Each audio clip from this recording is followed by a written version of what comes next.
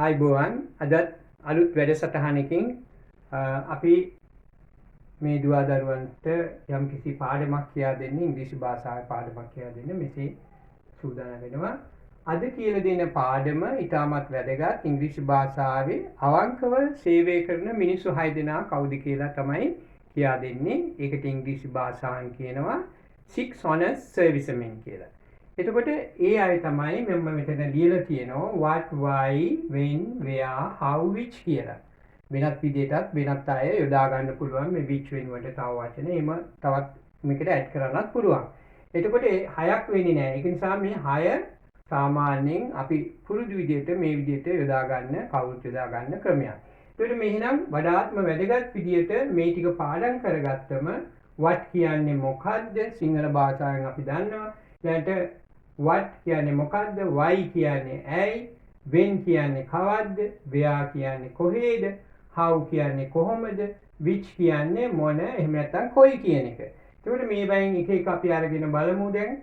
what කියන්නේ අපි ඉංග්‍රීසි භාෂාවේ මොකද්ද කියන පදේ හුඟක් තැන් වලට එදෙනවා. what is your name? what is your address? what school do you go to? ඔය වගේ ලියන්න පුළුවන්. ඉතින් අපි එකක් දෙකක් දැනට ලියලා බලමු. ඊළඟ දවසට අපි තවත් ඒකට මේ වෙමු. දැන් what කියන වචنين what is your name? question mark. එතකොට මේ හැම අයෙක්ටම තේරෙනවා what කියන්නේ මොකද්ද? ඔබගේ නම. ගම මොකද්ද නම්? what is your village? what is the name of your village කියන්න පුළුවන්. තව විදියක් මේකේ තියෙනවා. ඒක දිගයි. ඉතින් ඒක නිසා දීර්ඝ විදියට අහන්නත් පුළුවන්. short answer එකනොත් අහන්න පුළුවන්. මේ පුතාලා කවුරුත් කැමති ඇති කෙටියෙන් අහගන්න. ඒක නිසා කෙටි වචන යෙදුමේදී ටිකක් ඉංග්‍රීසි ඉක්මනට ඉගෙන ගන්න ලැබෙනවා. ඒ නිසා what is your name? what school do you go to? what subject do you like best? ඒ වගේ අපිට මේ විදිහට තව ගොඩාක් ඒවා යොදන්න පුළුවන්. එතකොට අපි ඔන්න දැන් what කියන වචනයෙන් අපි ඉගෙන ගන්න එකක් දෙකක් බලමු. what subject do you like කියලා අහුවොත් what subject subject subject do you like best? do you like best?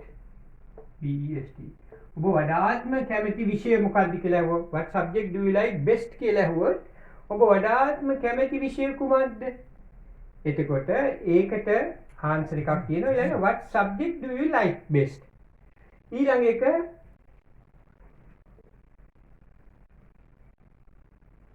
අපි නිකාම් අහනවා what is your aim කියලා.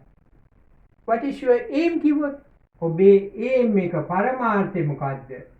what is your aim? what is your aim? aim objective. what is your ambition?